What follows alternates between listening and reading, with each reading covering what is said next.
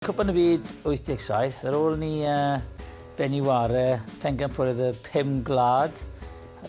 Wedodd rhywun am y Cwpan y Byd yn dod lan. O'n i'n gwybod lot amdano fe. Sa'n gyda'r neb yn gwybod lot amdano fe, so dyna'n cyntaf wedi digwydd. Fel ti wedi gweld y bechgyn nawr, wedi mynd i'r Swister, wedi bod y gilydd a misiodd, a wedyn wedi mynd i Twrci hefyd, i paratoi yn iawn. Eithon ni i paratoi am penwythnos Dimbych y Pysgod. Ni nawr ar y bus o Gaerdydd, a ni nawr dych ymarfer ar Pnawn Dydd Sadwrn, cwbl o beint nos Sadwrn, a wedyn dydd Sul, wnaethon ni fun run. A ffodus, nillodd ddim un o'n i fe, a o'n i ddim rhy hyderus ar yn ffitrwydd ni. Ond gweithio ni'n galed iawn, a o'n i yn hyderus yn mynd mas na. Wedyn fanno ni 40 awr yn economy, mas i Seland Newydd.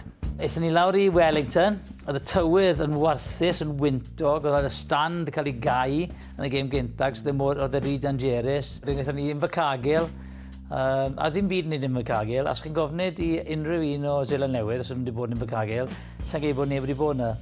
A fi'n cofio ni'n cael pencampwriaeth ifed peint o oysters. Cofio Robert Jones yn neud, wedyn wedi gwerthu'r awr ar ôl ni. Oedd y peswch a daeth cwpl o oysters nhw lan. Wedyn, gyda ni anafiadau, Robert Noster a un o'r propiau. A oedd yn od prynu, dim neb yn cael ei edfan mas. Oedd 2 iang a Richard Webster, un yn 18 a un yn 19. Oedd nhw'n trefili o gwmpas Australia a wario cwpl o glwbau.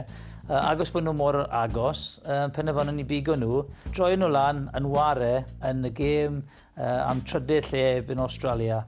Ond chymod, oedd e'n neis bod ni wedi bod y part o'r Cwpan y Byd cynta, a gweld fel mae wedi tyfu nawr, mae wedi bod yn anhygoel.